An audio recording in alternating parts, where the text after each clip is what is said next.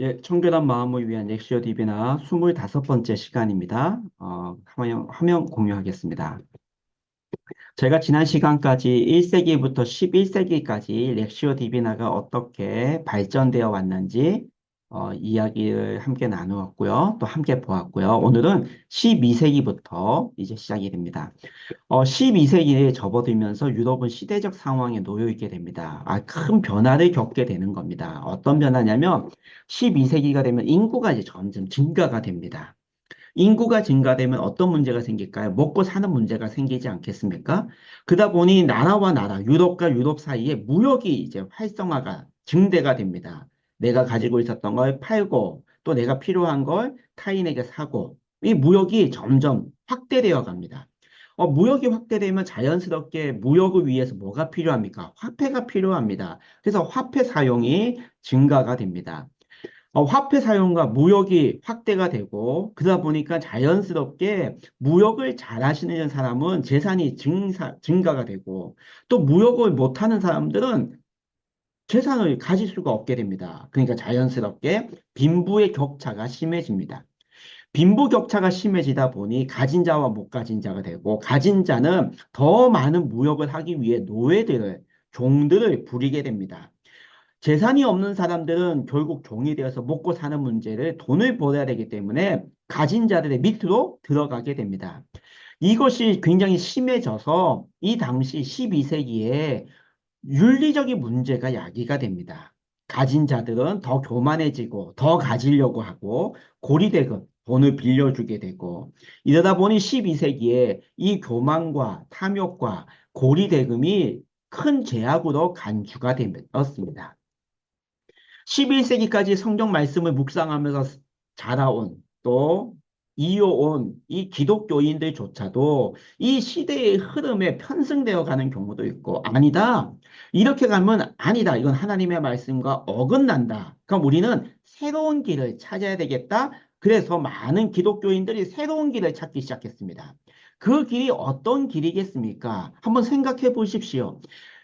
가진 자, 고리대금, 부유한 사람, 그들과 다른 길을 가려고 해야 되겠다. 어떤 길입니까? 바로 청빈입니다. 가지지 말자. 우리 이 재물 없어도 우리는 하나님의 말씀대로 살아갈 수 있다. 이겁니다. 청빈 운동이 시작이 됩니다. 그 종교 운동의 특징이 은둔수사. 이제 다시 산속으로 들어갑니다. 사막으로 나아갑니다. 시토의 수사 모입니다. 수도원 운동의 시토회가 다시 시작이 되는데 그들이 주장한 것은 청빈입니다. 없이 살아가자. 우리가 가진 걸 다 나눠주며 살아가자. 이 운동이 12세기에 발도, 사람 이름입니다. 발도와 같이 발도로부터 시작이 됩니다. 이 청빈 운동이 어디까지 13세기 우리가 알고 있는 성 프란체스코까지 이어져 왔습니다. 가난과 단순성을 특히 강조한 시토회. 가진 거 갖지 말자. 없어도 된다. 그 시토에 1098년 몰렘 수도원의 로베르트 아바스는 아바스라는 것은 그 수사라는 그 뜻입니다. 지도자라는 뜻입니다. 아바스는 수도 생활에서 기도와 독서 그리고 일의 조화를 회복했으며 왜 일의 조화를 회복했을까요? 우리가 일하는 것은 뭐냐? 돈을 벌기 위함이 아니다. 우리가 일하는 것은 하나님의 사명을 감당하는 거고 그 일을 통해서 우리는 하나님과 더 친밀해지고 하나님께 나아가는 거다를 회복시키는 거였습니다. 근데 이들은 학문적 연구를 철저히 반대했습니다. 즉, 이 말씀의 원어의 뜻을 찾고 이게 아니다. 그냥 우리는 이 말씀을 지금까지 우리가 읽으면서 마음에 되새기면서 하나님 앞에 나아가자였습니다. 12세기 시토에는 하나님을 향한 내적 여정의 첫 단계로 독서를 체계화했습니다. 독서, 성경 말씀 읽는 것을 굉장히 중요히 여겼습니다. 그레르보의 베르나도 역시 성서에 대한 연구보다는 오히려 그 말씀에 자신을 온전히 뭐하는 거요? 내맡길 수 있어야 한다고 주장했습니다. 베르나도는 여러 책들이 있지만 이 굉장히 영적인 책입니다. 굉장히 깊습니다. 하나님과의 친밀감을 굉장히 많이 강조했고 또 특히 아가서의 말씀, 이 아가서를 저술했는데 이 아가서는 하나님의 사랑과 그 인간의 사랑을 굉장히 잘 묘사한 책입니다. 그래서 이 베르나도는 성서에 대한 연구보다는 그 성경 말씀을 묵상하고 의미를 되새기고 계속 되새김에서 마음에서 그 의미를 찾아내자 내적으로 변화의 시작, 영적 여정의 시작, 첫 단계, 그걸 굉장히 많이 강조했습니다. 렉시오 디비나를 하나님을 만나기 위한 확실한 안내자, 성경을 통해서 하나님을 만나는데 그 성경을 어떻게 읽을 것인가를 렉시오 디비나로 읽자였습니다. 그래서 이 렉시오 디비나는 하나님을 향해 나아가는 그 안내자로 삼아버렸습니다. 굉장히 중요하게 여겼다는 겁니다. 그것은 하나님과의 정감의 일치, 일으키고 관상을 준비하기 가장 적합한 것이었다. 하나님의 말씀을 묵상하는 것, 바라보는 것에서 굉장히 중요하다. 고전적인 렉시오 디비나에서는 독서, 묵상, 그리고 기도 및 관상을 본래 서로 구분된 단계가 아니라 성령의 인도를 받으며 자연스럽게 행해졌습니다. 독서가 있고, 묵상이 있고, 기도가 있고, 관상이 있습니다. 이게 고전적인 렉시오 디비나 단계라고 우리는 명합니다. 1세기부터 11세기, 그리고 지금 12세기에 와서 다시 그 렉시오 디베나를 회복하지 않습니까? 시토회를 통해 가지고 다시 이제 기도하고 관상으로 나갑니다. 관상, 그 하나님을 바라보는 쪽으로 나아가는 겁니다. 이것은 딱딱딱 구분되어지는 게 아닙니다. 아, 지금 독서, 지금은 묵상, 지금은 기도, 지금은 관상 단계가 아니라 하나의 단계 안에서 자연스럽게 이루어지는 거였습니다. 오방식 교수님은 이러한 고전적인 묵상 방법은 하나님의 은혜, 성령의 조명을 구하면서 단순하고 순수한 열정을 지니고 자신의 존재로 마음을 다해 성경 말씀을 읊조리며 되새겨서 그 말씀이 내게 스며들게 하고 그분의 현존 앞에 깊이 머물고자 하는 것이다. 자, 그분의 현존 앞에 하나님의 임재 앞에 머물러야 됩니다. 이것이 관상입니다. 하나님의 임재 안에서 나도 있고 하나님도 있는 그 임재의 삶의 자리 안에서 하나님을 바라보는 겁니다. 이게 관상인 겁니다. 이게 하나의 단계고 이것이 성령님의 은혜, 성령님이 빛을 비춰 주심으로써 그 빛 안에서 나아가는 겁니다. 우리가 나중에 이 렉시오 디비나 단계에 대해서 그럼 우리는 어떻게 읽을 것인가에 대해서 말씀 나눌 때에 다시 우리가 읽을 수 있습니다. 하지만 이게 렉시오 디비나 단계를 명확하게 구분하여 설명할 필요는 있었고 그러한 시대의 요청에 응답한 사람이 귀고 2세였습니다. 이 귀고 2세가 또 굉장히 또 중요한 사람으로 등장을 합니다. 귀고 2세였습니다. 아, 단계가 아니었지만 이 단계를 렉시오 디비나에게 익숙하지 않은 성도들에게 가르쳐 주려면 하나하나의 단계가 필요하다였습니다. 그 필요의 요청에 응답한 사람이 귀고 2세였습니다. 그는 전통적으로 분류되던 이 여러 단계를 네 단계로 줄였습니다. 여러 단계가 이게 하나 퉁이다라고 했지만 이 귀고 2세는 그럼 이걸 설명해 주기 위해서는 네 단계가 필요하다, 네 단계로 이야기했습니다.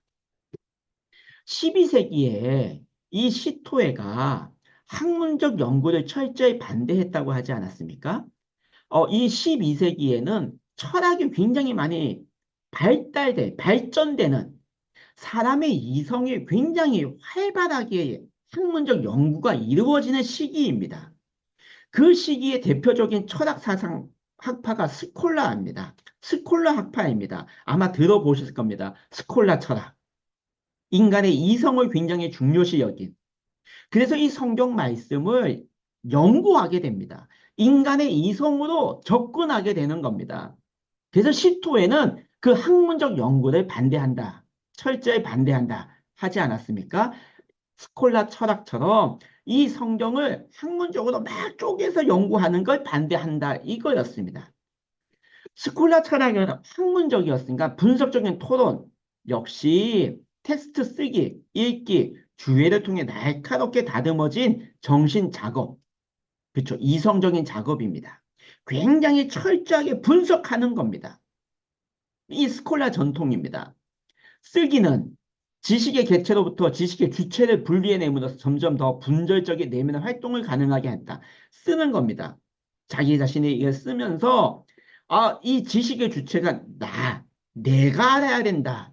하나님의 말씀이지만 그럼 이 하나님의 말씀이 내가 이 말씀을 어떻게 이해해 나갈 수 있을까를 그 쓰기를 통해서 분리해내는 겁니다. 그래서 나의 내면의 활동이 이 말씀이 그럼 나에게 어떤 의미일까를 이제는 그 학문적으로 접근하는 겁니다.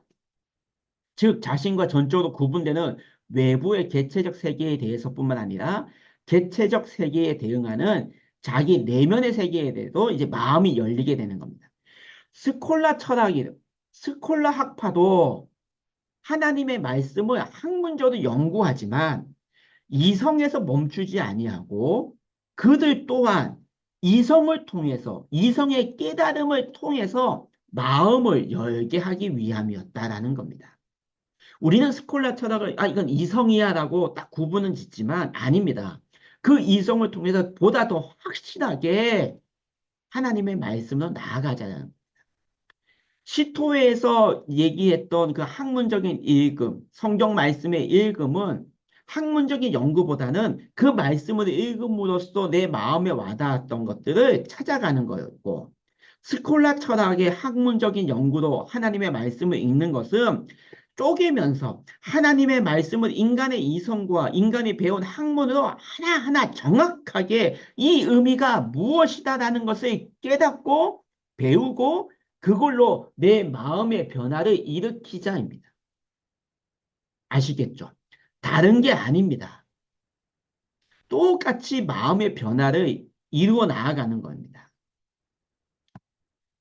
13세기는 스콜라주의 원칙과 방법을 더 지지해 봤습니다. 오히려 그렇지. 인간의 이성으로서 이 하나님의 말씀이 정확하게 어떤 말씀인지를 찾아가자 여기에 더 많이 집중됩니다. 왜?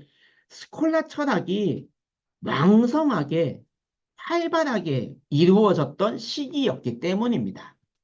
렉시오 디비나에 대한 오래된 접근법은 완전히 사라지지 않았습니다. 이 오래된 접근법은 그냥 말씀을 묵상하고 그 말씀을 내 마음에 와닿게 하는 것. 학문적인 연구, 그 중요한 게 아니잖아. 이것이 점점 사라지고 학문적 연구로 통한 마음의 변화가 더 왕성하게 이루어집니다. 스콜라 주의적 접근법에 의해 가려지는 것뿐입니다. 12세기 동안 귀고 2세는 귀고 2세의 이 독서와 영성, 문자성과 내재성 사이의 관계는 지지를 받습니다. 그렇죠? 문자. 그대로 성경 말씀에 기록되어 있는 그 문자와 내재성, 내가 그 말씀의 의미, 하나님의 말씀이 정확하게 어떤 의미인지를 그것을 깨달으면서 내 마음에 새겨지는 것, 지지를 받습니다. 그 관계성이 사라지기 시작했습니다. 그걸 받았지만 이제는 그 말씀 그대로 시토에서 주장했던 그 말씀의 의미가 나에게 어떤 의미가 왔는지에 대한 그 관계성은 사라지기 시작했다는 겁니다. 렉시오는 사람들에게 더 이상 거룩한 독서로 관심을 받지 않았고 오히려 성경에 대한 해석과 분석에 더 관심을 두는 강의 연구가 되었습니다. 렉시오, 연구하는 것. 더 이 말씀이 어떤 의미가 있는지 정확하게 하나님의 말씀의 의미를 정확하게 파악하는 것에 더 지지를 받게 됩니다. 그렇다고 해서 이것이 마음의 울림과 마음의 변화까지 없어졌다? 아닙니다. 더 중점을 두었다입니다. 13세기입니다. 오늘 이 시간은 여기까지 하고 다음 시간에는 14세기부터 시작하도록 하겠습니다. 또 이 시간 함께 해주셔서 감사합니다. 다음 시간에 계속해서 이어가겠습니다.